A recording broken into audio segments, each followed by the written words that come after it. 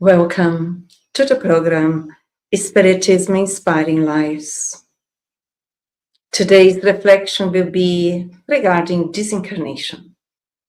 We may start by considering that we are all immortal beings. We also may start by questioning ourselves. I am afraid of death. What does death mean to me in this stage of my evolution? These are some reflections that hopefully by the end of these moments that we go together here, thinking about the immortality of the soul, the law of reincarnation, that we come back through new bodies, in new existences, but we have one life as we continue. So we start by stating, as the dictionary of the Spiritist philosophy tells us, I quote, disincarnation, total emancipation of the spirit in relation to the physical body, death of the body. The physiological functions of the body no longer be possible. It stops functioning and releases the spirit that is attached to it. Therefore, there is a disincarnation. So, we are immortal beings. We reincarnate through a new body, all of us, as old souls. And then there is a time limit according to our program. Sometimes we may live longer, other times less. But doesn't matter. The important point is that we do not die when the body stops working for any reason, merely because we are not the physical body. We are spirits who temporarily are transiting through a physical body. Therefore, we are, while incarnated, three-dimension beings. That is, a spirit, perispirit or astral body, and the physical body. And if we continue now in terms of addressing this more closely, in the Spirit's book, I quote, there's a question raised by Allan Kardec, the French philosopher, who, let's say, raised this question. How does the separation of the soul from the body occur? And then the answer is given by the enlightened spirits who say, once the bonds that held the soul are ruptured, it disengages itself. That can happen through accidents, then is immediately is a rupture. The physical bonds, as we are saying here, because we have the physical organs that somehow they will stop to work. Could also be in different situations as we go through.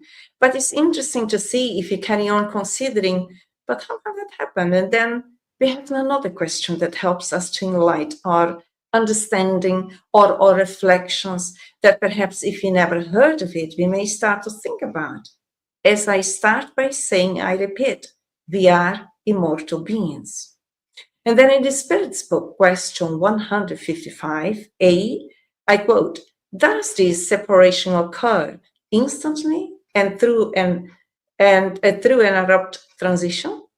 Is there a well-defined dividing line between life and death? It's very interesting, the questions that Allan Kardec raised, but more interesting also is the answer to help us to clarify our thinking or new understanding, because we are all beings in evolution. That means that we will sooner or later evolve in our thinking. Whatever we haven't learned, sooner or later we will learn, and we carry on expanding our consciousness. So I quote, no, the soul liberates itself gradually. It does not escape like a captive bird that is suddenly set free. These two states touch and blend with each other. This way, the spirit disengages itself little by little from its bonds. They unravel, they do not break. It's interesting, as the question carry on emerging, it also helps us to advance in our understanding. So the two states, the spirit and matter, which is the physical body, they blend with each other through the perispirit. And then it happens, this disengagement, let's say, it happens gradually. And as we carry on also to reflect, we will find out what is the cause of this gradual way. In the question 154, still in the Spirit's book, I quote, "Is the separation of the soul from the body a painful process?" No, frequently, the body suffers more during life than at the moment of death. The soul itself feels nothing at death. The suffering that is sometimes experienced at the moment of death is as a pleasure for the spirit, for it sees the end of its exile approaching. Because it is an important question, especially if you may be afraid or fearful in relation to death through our learnings about death so far. Oh my God, how will that be?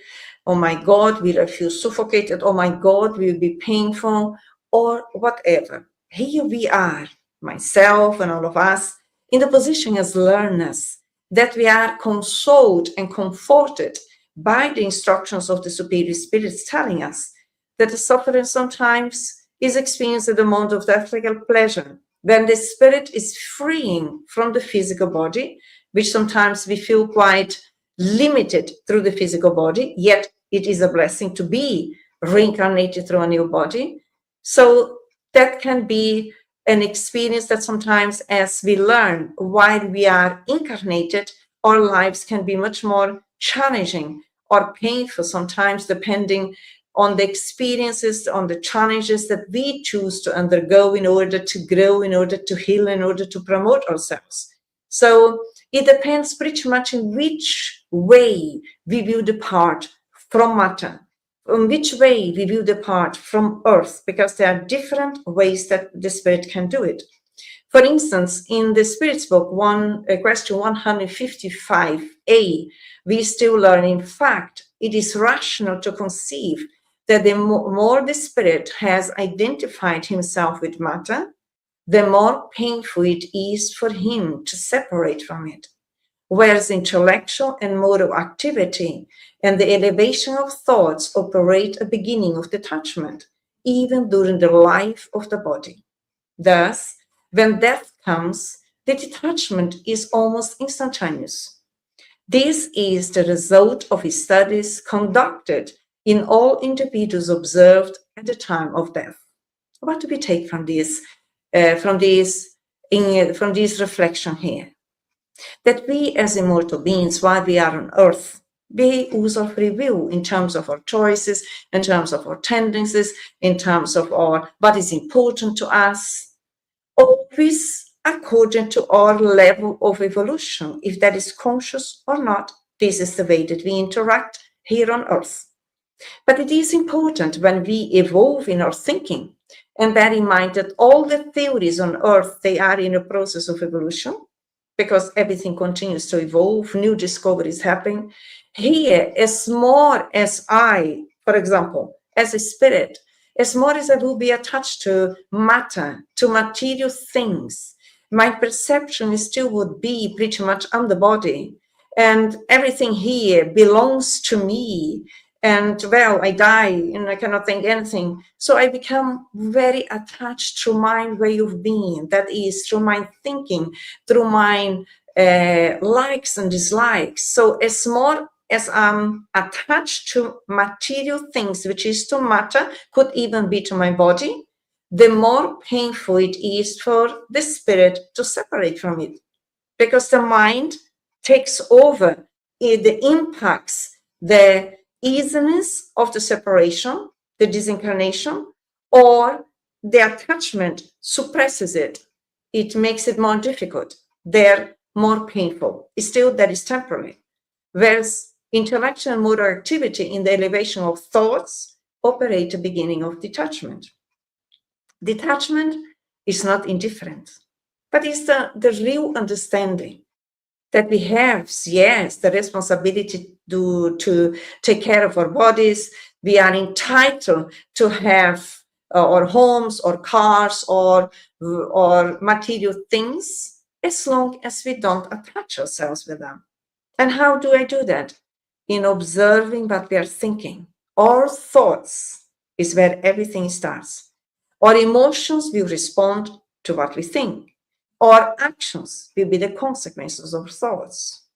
So although we are here transiting within the new body and on earth, but we are not a body, we are not on earth, we sooner or later will free ourselves from the physical body. So when we learn, let's say, in promoting our own spiritualization, that we develop our own spiritual intelligence, we will perceive the experiences on earth from a very different perspective. And we may also make gradually, through the learning, new options, new choices, that we are detaching ourselves already. We are simplifying our thoughts, our thinking, our emotions, our needs, our likes, and that is a free choice. And as more as we do that on daily basis as a natural way of being, understanding that we essentially are spirits, who temporarily are within a physical body, that death is a natural phenomenon that will occur on the biological level, but we are not the body, so we will not die, we will carry on, and we will go through the process of disincarnation according to our way of living on earth. And we can detach ourselves from matter on daily basis, as I mentioned, only learning new ways of being. So while we are interacting with matter, we are not attached by, we are not slaved. And that also helps us in the moment of disincarnation. In the Gospel according to Spiritism, in the book Heaven and Hell, still Allan Kardec says, and I quote, "In the passage of the corporeal life to the spiritual one occurs still another phenomenon of capital importance, the disturbance. At that moment, the soul experiences a torpor that momentarily paralyzes its faculties, neutralizing, at least in part, the sensations. Disturbance can therefore be considered the normal state at the moment of death. Its duration is indeterminate, varying from a few hours to a few years. This moment of disturbance, you can see as we go through the different questions, different reflections, we are progressing in our understanding about this incarnation. There is no reason for us to feel afraid, confused, or fearful when we hear that the spirit, through the moment of disincarnation, goes through a disturbing process, because we all go through this moment. All of us, even us who are detaching ourselves from matter, because we are evolving intellectually, morally, and when I say morally, I mean emotionally, we are developing our spiritual intelligence, therefore we use our free will in a wiser way, yet we also go through the disturbing phase. It's almost like a gradual movement that the soul is freeing and is in this phase, let's say, unknown, so that it becomes more conscious gradually, and that duration can be, as we read on the end here, can take some hours for some. For those who are more detached, it takes less time. For those who are more spiritualized and live their lives in a more transpersonal perspective, that will be less time to accommodate the consciousness without the physical body. For those who are much more attached or identified on matter, that can take longer, and it does. It depends on each soul, it depends on each individual, because it depends pretty much what drives the person internally, and that is unique. Can take some years, sometimes it can take some centuries, because when the physical body dies, the soul is alive and carried on. But as I'm more and more identified with matter, I free myself from the physical body, but I'm not aware that I'm without the physical body, because my tendencies, my thoughts, my emotions, my feelings, they are pretty much very cross, more identified with matter. So although the physical death occurred on the biological level, the disincarnation haven't happened yet. So it's fundamental to reflect on these aspects. In the Spirit spoke in question 154, in a natural death that results from the reduction of organic vitality due to age, humans depart from life without even realizing it, like a light that goes out for lack of energy. Is that not beautiful?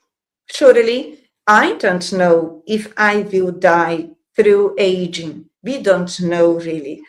What we can do is always to be preparing ourselves on a daily basis, not in an anguish way, because really life in the physical body or without the physical body is a continuation of experiences helping us to evolve, to progress, to heal ourselves in whichever position we are.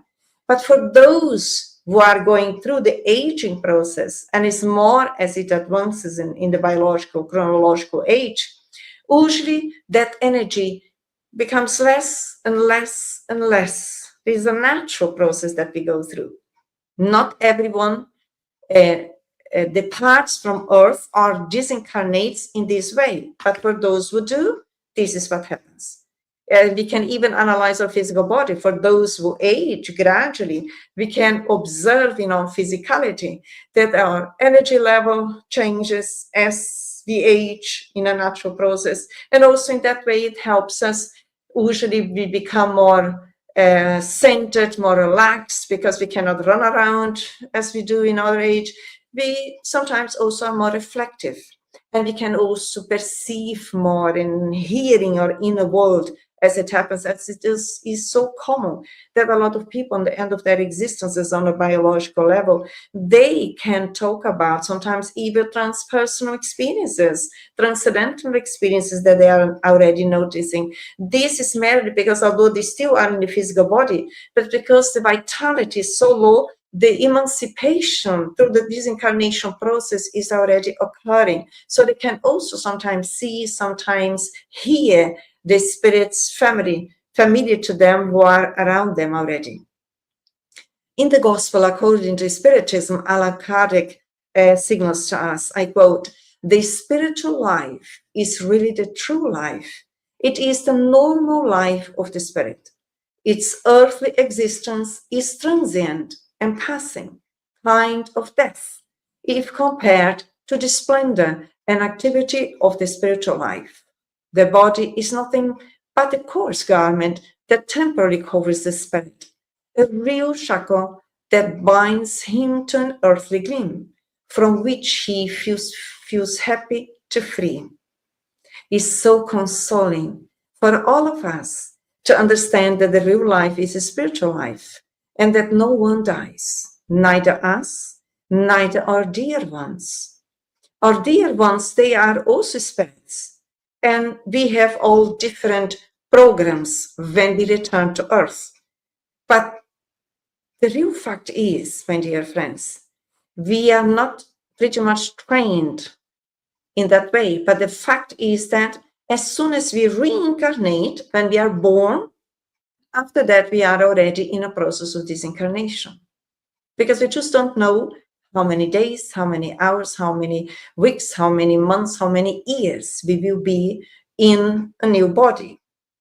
So it's quite consoling to understand that we don't die, our dear ones don't die, everyone keeps alive in a continued journey of evolving, of progressing, and healing ourselves. Because really, reincarnation is the process of carrying on our own healing, our own evolution, our own progress. That disincarnation happens as a blessing, because as we are not the body in a natural biological way will age, and it will not last forever. So we go back in the spiritual world where we came from and carry on learning, carry on studying, carry on progressing. And then when it's possible, we return to a new body and go through again new experiences in this long journey of evolution that we are all under through the law of love that governs all of us everywhere, doesn't matter which nationality we are, in which place on earth we are. So I hope that these reflections bring some light into death and disincarnation. Death occurs only on the physical body. Disincarnation is the process where the soul frees itself from the physical body and continues alive, continues their journey. I wish you much peace to all, and I hope to see you soon. Bye-bye.